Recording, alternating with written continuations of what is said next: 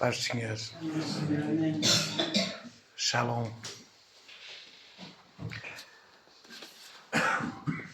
Esta semana eu estava a fazer uma retrospectiva de coisas que eu tinha escrito já há um tempo e eu encontrei aqui estas palavras acerca que eu próprio escrevi acerca de amor verdadeiro. O verdadeiro amor sofre. Sofre pelo amor que partiu. Sofre pelo amor que ficou. Sofre de saudade. Sofre de paixão. Sofre de ver sofrer. Sofre de tanto amar. Sofre de tanto querer.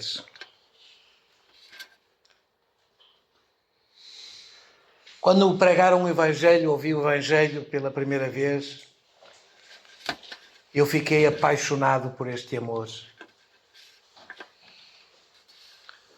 Mas acho que quando nós ouvimos falar pela primeira vez acerca deste amor, nós não estamos definitivamente preparados para viver na plenitude deste amor, porque este amor, ele nos faz sofrer.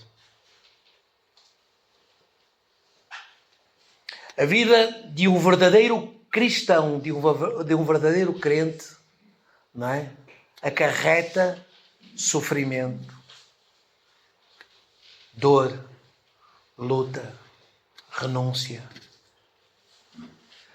E eu olho para a igreja primitiva e vejo no início, na formação da igreja, não é? Lá no livro dos Apóstolos fala que muitos dos discípulos eram perseguidos, eram maltratados, eram espezinhados por amor a Cristo. Não se podia falar do Evangelho.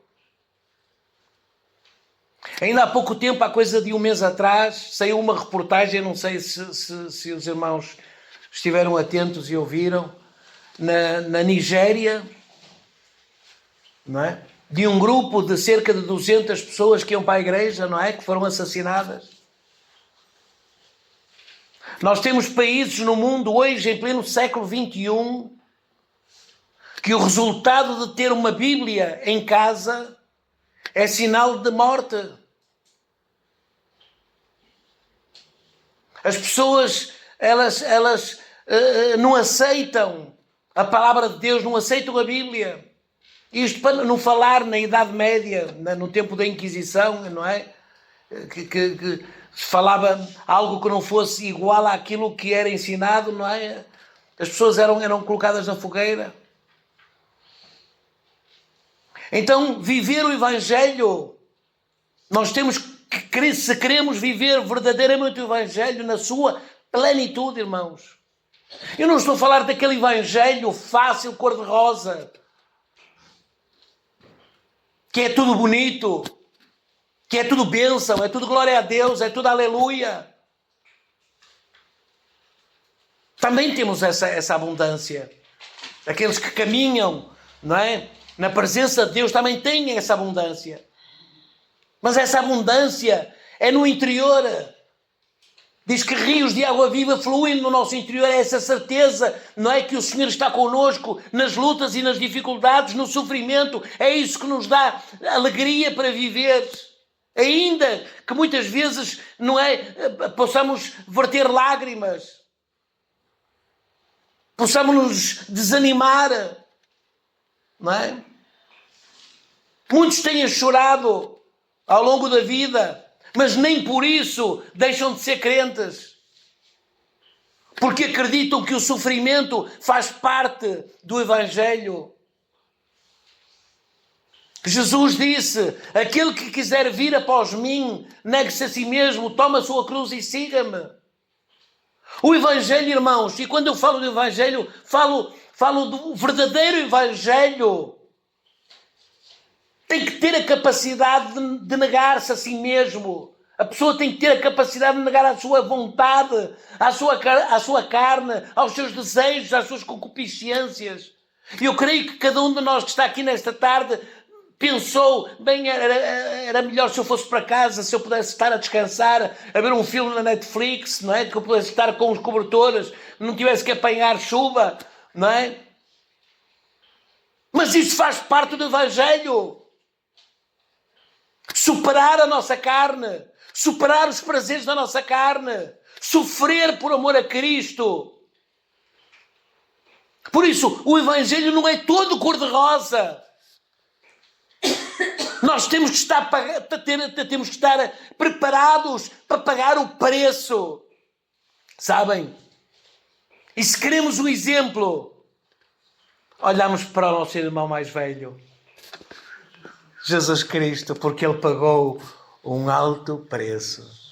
Eu sei que foi pago um alto preço, não é? Para que hoje, irmãos, pudéssemos estar eu e tu aqui na sua casa e pudéssemos louvá-lo e adorá-lo. Mas existe algum propósito no sofrimento? Será que Deus é masoquista, que gosta de ver os seus filhos a sofrer? Não. Porque nós temos a opção de escolha. Nós não somos máquinas, não somos autómatos. Deus deu-nos o livre-arbítrio de escolher entre o bem e o mal. Ir ou ficar. Dizer sim ou dizer não. Eu estou aqui por opção. Eu aceitei Jesus porque quis dizer sim para Ele, porque abri o meu coração para Ele. Ele não me obrigou, nem a nenhum de nós, a estar aqui nesta tarde. Por isso existe um propósito também para o sofrimento. 2 Timóteo, capítulo 2, versículo 12, diz a palavra do Senhor. Se sofremos, também com Ele reinaremos. Se o negarmos, também Ele nos negará. Irmãos, há um propósito. Nós não estamos a sofrer à toa. Nós não estamos a passar pelas provas, pelas tribulações, pelas lutas, pelas dificuldades à toa. Não.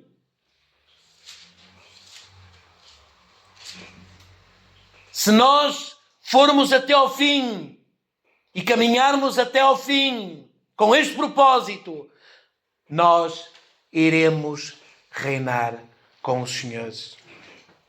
Como é que nós devemos enfrentar as provas, essas dificuldades que aparecem no dia a dia? Não é? Aceitar em primeiro lugar com alegria. Tiago, capítulo 1, versículo 2. Meus irmãos, tende grande gozo quando cairdes em várias tentações. Nós temos que nos animar, nós temos que alegrar, temos que nos alegrar, porque é sinal que o Senhor está a trabalhar em nós. À medida que as provações, que as situações vão acontecendo na nossa vida, nós nos vamos fortalecendo, nós nos vamos tornando mais fortes. Por isso, quando vier uma prova à tua vida, alegra-te no Senhor, porque é o Senhor que está a tratar de ti, é o Senhor que está a cuidar de nós, está-nos a tornar melhores e melhores. Fruto da correção, muitas vezes vêm as dificuldades à nossa vida, porque o Senhor quer nos tornar melhores. Hebreus capítulo 12, versículo 11 diz a palavra: e na verdade toda a correção ao presente não parece de gozo. Ou seja, quando ela vem, não é? Não parece, não é uma situação de alegria para nós, mas senão de tristeza, mas depois ela vai produzir um fruto pacífico de justiça nos exercitados por ela. Deus nos quer, através das lutas e das dificuldades, através do sofrimento, nos quer tornar mais santos. As lutas e as dificuldades que acontecem no dia a dia na nossa vida, elas nos nos tornam mais pacientes, desenvolve a paciência em nós. Romanos capítulo 5, versículo 3, diz a palavra do Senhor: e não somente isso, mas também nos gloriamos nas tribulações, sabendo que a tribulação produz paciência. Eu ouço muitas vezes dizer assim: ai meu Deus, dá-me paciência. Sabe o que é? Quantos não disseram aqui já? Dá-me mais paciência, até às vezes para aturar um filho, ou para aturar um pai, ou para aturar um irmão, ou para aturar, não é? Uma pessoa qualquer. Eu muitas vezes é para aturar os clientes, que são espetaculares, eu adoro. E sabem, quando nós pedimos paciência, sabem o que é que nós estamos a pedir? Tribulação. Porque é a tribulação que vai produzir paciência em nós. A paciência é a meta cristã da perfeição. Colossenses capítulo 1, versículos 10 e 11, diz a palavra do Senhor: para que possais andar dignamente diante do Senhor, agradando-lhe em tudo, frutificando em toda a boa obra e crescendo no conhecimento de Deus, corroborados em toda a fortaleza, segundo a força da sua glória, em toda a paciência, longanimidade, com gozo. Nós não podemos esquecer, irmãos, que a aflição, ela tem as suas bênçãos. Dizia o salmista, Salmo 119, versículo 6 e 7: antes de ser afligido, eu andava errado, mas agora guardo a tua palavra. O resultado da obediência é guardar a palavra do Senhor. Ela faz-nos reconhecer as lutas, as dificuldades, as aflições. Elas fazem-nos reconhecer que nós somos pecadores. Elas fazem-nos reconhecer o pecado. O salmista dizia no Salmo 25, versículo 18: olha para a minha aflição e para a minha dor e perdoa todos os meus pecados. Nós reconhecemos, diante das lutas, reconhecemos as nossas fraquezas. Nós não somos super-homens ou super-mulheres, não é? Às vezes o Senhor tem que trazer a prova, tem que trazer a dificuldade para que nós entendamos que sem Ele nada podemos fazer. Em tudo existe um propósito. Às vezes nós não conhecemos, porque é normal, irmãos. Acontece comigo, ou seja, eu não sou melhor do que ninguém. Ninguém é melhor do que ninguém. Nós somos a menina dos olhos de Deus. Não é? Cada um de nós. Quando a palavra de Deus diz em João 3,16 que Deus amou o mundo de tal maneira que deu o seu Filho unigênito para que todo aquele que nele crê não pereça, mas tenha vida eterna, Deus está a falar de ti. Ou seja, quando Jesus está ali na cruz e diz: está consumado aquilo que Ele fez por ti. É isso que temos que entender, cada um de nós. Ele nos ama individualmente a cada um de nós. E nós temos que entender que nada podemos fazer sem a sua ajuda. Sabem? E aí, é nesses momentos de fraqueza, quando nós clamamos ao Senhor, quando nós já não podemos mais, não é? E levantamos um clamor para os céus e dizemos: Senhor, venha em meu auxílio, me ajuda, não é? Estenda a tua mão sobre mim. É nesse momento que diz: eu estou aqui para te amparar, não é? Para te ajudar. Manifesta as obras de Deus. João capítulo 9, versículo 3, diz a palavra do Senhor. Jesus respondeu: nem ele pecou, nem seus pais, mas foi sim para que se manifestassem as obras de Deus. As situações acontecem na nossa vida para que no final a glória de Deus seja manifesta nas nossas vidas. Muitas vezes Deus permite que certas coisas aconteçam para que a sua glória seja manifesta nas nossas vidas. Para que o milagre aconteça nas nossas vidas. No momento podemos não entender. Pode haver uma neblina, um nevoeiro total que nos segue. Mas no momento certo, não é? As coisas vão ser reveladas a nós. Por isso, meu irmão e minha irmã, não desesperes. Confia no Senhor. Se estás a sofrer, se estás a passar por uma tribulação, por uma prova dura, não é? Alegra-te no Senhor. Saiba que a tua vida já não depende de ti mesmo, mas é dele. E ele quer o melhor para os seus filhos, como um pai amoroso que é. Por isso entrega os teus caminhos ao Senhor, não é? Confia nele e ele tudo fará. Irmãos, ele ama-te. Ele ama-te.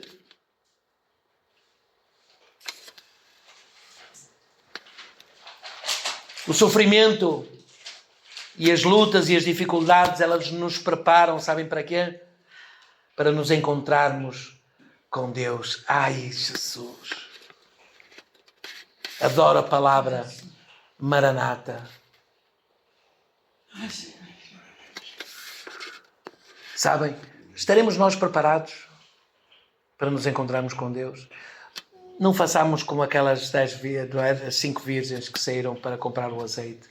A cada dia, a cada momento. E não vamos deixar, sabem, que as aflições nos desviem do caminho. Porque às vezes há situações que nos querem tirar, não é? Desfocar os nossos olhos do alvo. Irmãos, o nosso alvo é Cristo. O nosso caminho é Cristo. Não permitas que nada, nem ninguém te desvie de Cristo.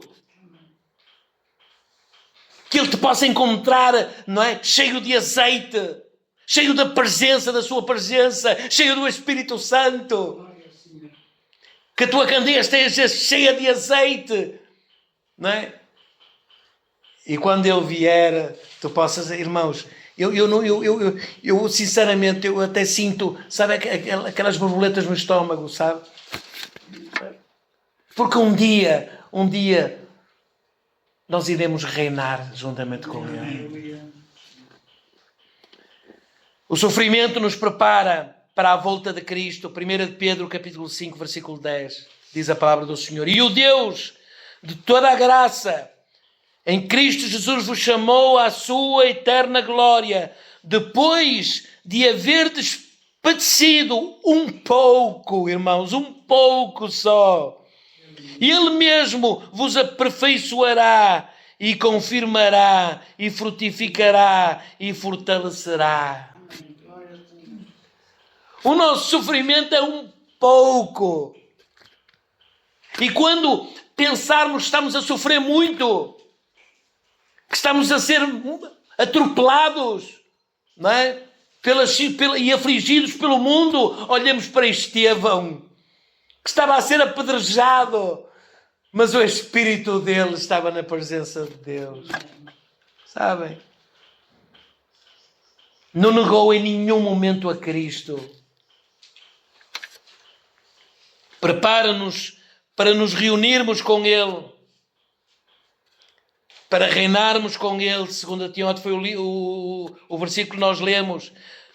Se sofremos, também com Ele reinaremos. Se negarmos, também Ele nos negará. Nos prepara o caminho. O sofrimento nos prepara o caminho também para dar testemunho. Lucas capítulo 21, versículo 12 e 13 diz a palavra do Senhor. Mas antes de todas estas coisas, lançarão mão de vós e vos perseguirão, entregando-vos às sinagogas e às prisões e conduzindo-vos à presença de reis e presidentes por amor do meu nome. E vos acontecerá isto para testemunho. E quantos testemunhos ao longo dos séculos e séculos, desde que Jesus veio aqui à Terra, de homens e mulheres que deram um bom testemunho de Cristo. Foram lançados às feras, não é? Foram torturados. Praticamente todos os discípulos morreram torturados. Uns sem a cabeça, outros crucificados, não é? Outros com lanças, à espada, de todas as formas e feitios. Ainda hoje em dia. Eu estava a ouvir um programa no YouTube de situações na Coreia do Norte, de uma família, irmãos, e depois o problema é que não é só a pessoa que está envolvida, é toda a família. E às vezes até descendências da família. Não é? Falou até de um bebê, veja lá, que foi para trabalhos forçados, porque tinham uma Bíblia, e os pais foram mortos, porque tinham uma Bíblia em casa. Aqui Jesus está a avisar, olha, vão-vos perseguir, não é? Vocês vão ser apresentados a reis, presidentes, etc. Não é? Vocês vão ser maltratados, vocês vão ser espezinhados, não é? E inclusive até vão fazer chacota, como fizeram de Noé. Olha o velho maluco, estava a construir uma arca, o velho tonto, não é? As pessoas não entendem que estamos perto daquele grande momento, daquele grande dia em que Jesus virá buscar a sua igreja. Por isso nós pregamos sobre estes momentos. Por isso o Senhor colocou no meu coração para dar este testemunho acerca da prova, porque vale a pena. Vale a pena sofrer por amor de Cristo, porque Ele está à porta. Eis que eu estou à porta e bato. Se abrires a porta do teu coração, eu entrarei e cearei contigo e tu comigo. Amém. Vai haver um momento mais. E atenção, depois não há oportunidade, não há segunda chance. O anjo do Senhor, ele fechou a porta do lado da arca. Foi o anjo do Senhor que fechou a porta. Não haverá uma segunda oportunidade, pois nós temos que ter noção de que enquanto há oportunidade vamos ser fiéis ao Senhor, da mesma forma que Ele tem sido para connosco. E Ele não falha. E muitas vezes eu faço retrospectiva, sabem, da minha própria vida. Sabem? Não foi Ele, nunca falhou. Eu falhei várias vezes. Ele nunca falhou, Ele sempre esteve lá. E apesar, sabem, irmãos, o mais incrível de ser cristão e de dizer vale a pena sofrer por amor do seu nome, é que nos momentos mais difíceis, naqueles momentos em que nós precisamos mesmo de alguém, sabem, aí está Ele. Sempre eu estou contigo. Por onde quer que andares, aonde quer que estiveres, eu estarei contigo. No momento até podemos não ver absolutamente nada, mas Ele está lá. Sabem, o sofrimento, ele edifica o carácter de cada um de nós. Nós muitas vezes somos orgulhosos, pensamos que podemos tudo. Vejam Pedro que seguramente é um homem forte, um pescador, um homem que dizia, eu para onde é que iremos nós, se és tu que tens as palavras da vida eterna, não é? E Pedro que era, eu se for preciso morrerei contigo. E na primeira dificuldade, na primeira prova que ele passou, ele negou Cristo. Quantas vezes, irmãos, nós negamos Cristo através das nossas atitudes, das nossas palavras, ou mesmo das nossas ações? Quantas vezes nós negamos a Cristo? Quando outrora tínhamos dito, eu irei contigo, sempre. Eu morrerei contigo se for necessário. Mas no momento da luta, no momento da tempestade, nós não olhamos para Cristo, nós olhamos para as dificuldades. Por isso é que afundamos. E Pedro, não é? Ele teve que ouvir e recordar das palavras do Senhor até que o galo cante me negarás 3 vezes. Ele naquele momento, ele diz que chorou amargamente. Naquele momento, ele sentiu a sua fraqueza, sentiu a sua pequenez, sentiu a sua própria dificuldade, não é? Em obedecer ao Senhor. Mas a verdade é que o sofrimento, ele nos ajuda a formar carácter. 1 de Pedro, capítulo 5, versículo 10, diz a palavra do Senhor: e o Deus de toda a graça, que em Cristo Jesus vos chamou à sua eterna glória, depois de haver despadecido um pouco, Ele mesmo vos aperfeiçoará e confirmará e fortificará e fortalecerá. Nós, a partir desse momento, quando nós caminhamos com o Senhor, nós somos moldados por Ele. Nós somos aperfeiçoados por Ele. Por isso o profeta Jeremias dizia: quebra-me e molda-me. Não é como um oleiro. E é esse trabalho, irmãos, que nós temos que entender, é esse trabalho, não é, que Deus está a fazer em cada um de nós. Deus nos está a tornar peças únicas. Eu não sei se já encontraram as peças de Louvre. Já encontraram? Não, ainda não?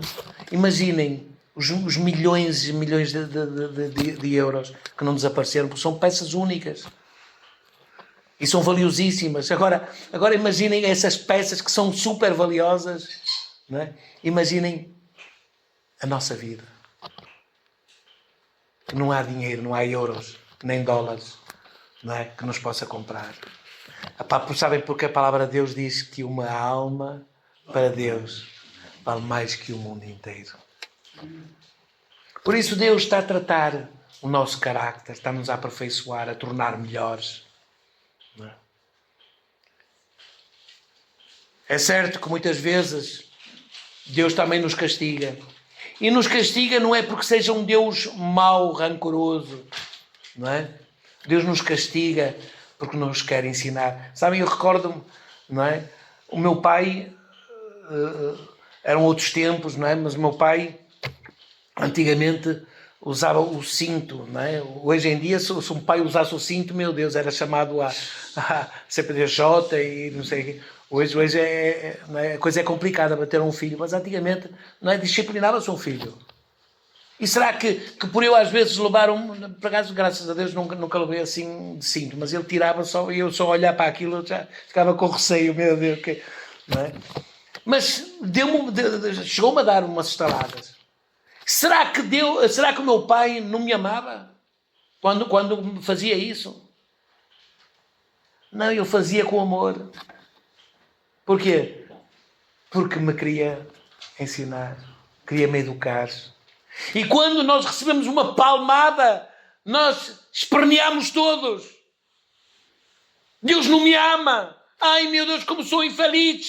Mamma mia, não é? Sou tão triste, meu Deus.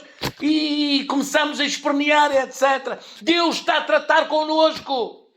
Deus está-nos a disciplinar porque Deus nos ama e Deus nos quer tornar melhores. Deus não quer que venhamos a cometer os mesmos erros. Às vezes Deus deixa. Metemos o dedo quando éramos criança na tomada e ai, nunca mais metemos. Isso aí nem é preciso o pai dizer, não toques, já não tocamos. Não é? Porque aprendemos com os nossos erros e muitas vezes Deus permite que situações aconteçam na nossa vida para aprendermos por nós mesmos, porque é a única maneira de nós aprendermos. Nem com o castigo vai lá. Não é? Mas Deus nunca nos deixou de amar. Irmãos, nós temos uma promessa e é com isto que eu quero terminar. Porque vale a pena sofrer, vale a pena passar por dificuldades e por provas. Vale a pena porque há promessas.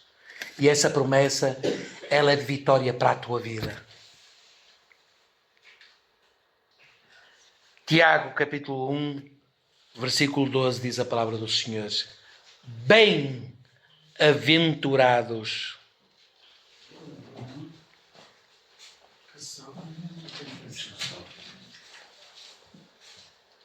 bem-aventurado o varão que sofre, porque quando for provado,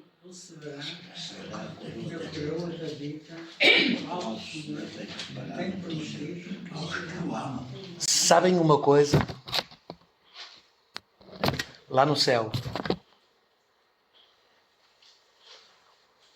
o Cordeiro foi-lhe dada a chave do livro da vida.